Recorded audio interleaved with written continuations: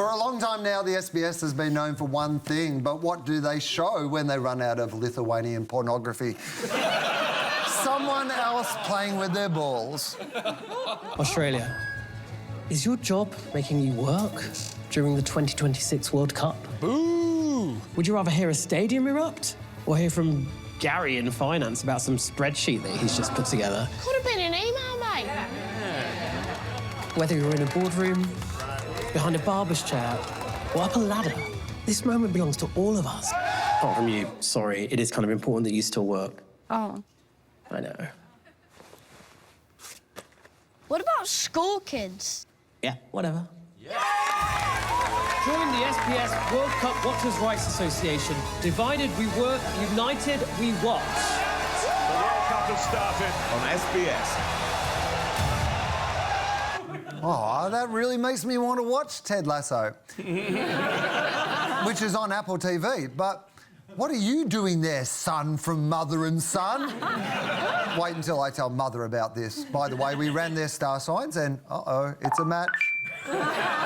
Red card. The campaign includes yellow cards that no one will actually fill out and posters that you can put up in your office. Great idea. I'm clocking off right now. Go, Marcus! Shoot, shoot, shoot! Oh, I'm not watching the World Cup. This is actually Lithuanian pornography.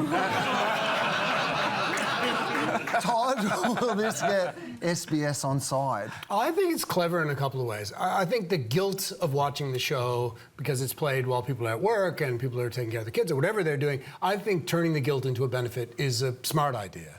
And it gives you a kind of thing you could say and feel less bad about sneaking on your phone while you're at work.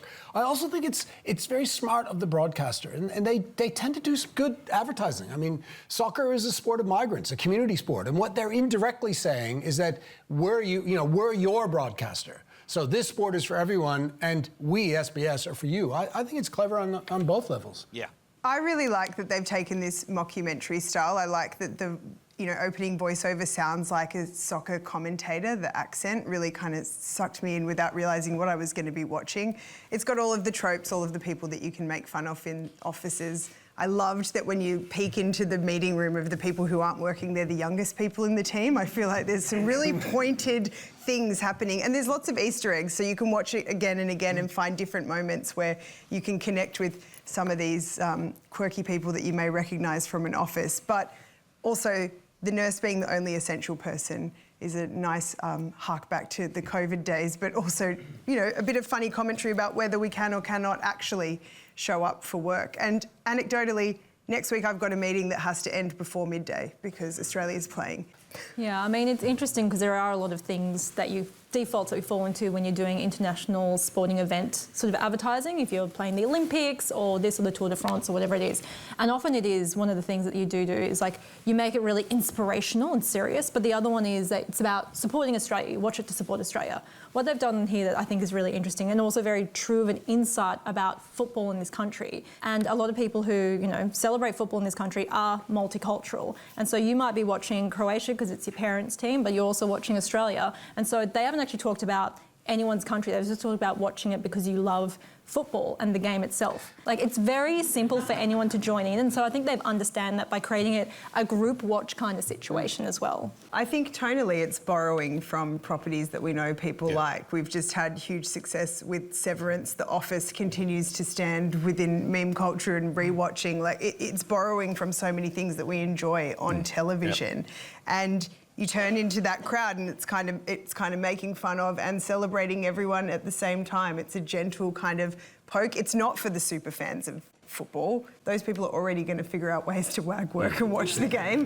This is for the fence sitters, the people who might have backed the Matildas, got really proud during the Women's World Cup, and now also there's just a bunch of people in offices, I used to be one, that would look for any opportunity to try and get everyone to stop working, and I would print those posters out. If I had ever worked in an office, I would understand what you're talking about.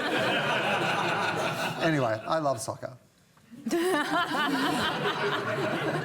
If you're looking to tip-top and chill during the World Cup, but you've found the dating apps a little seedy, then we have an option for you. White isn't for everyone, but it is for someone. Forget about your ex with Tinder's new bread mode. Whether you just want to roll in the hay or hoping for a bun in the oven, We've got tip tops and tip bottoms.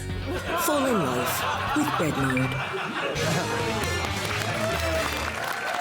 Please thank our panel, Russell, Liana, Karen and Todd. We began tonight with an all-time bird banger. Stop birds drowning. Bird Island was invented by Del Richards, who for years has appeared on ABC Far North Radio, helping locals with bird-related questions. Now we're going to help him.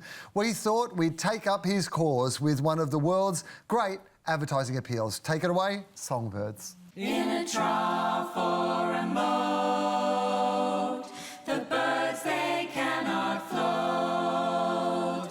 Don't you care, the birds are getting soaked, getting soaked.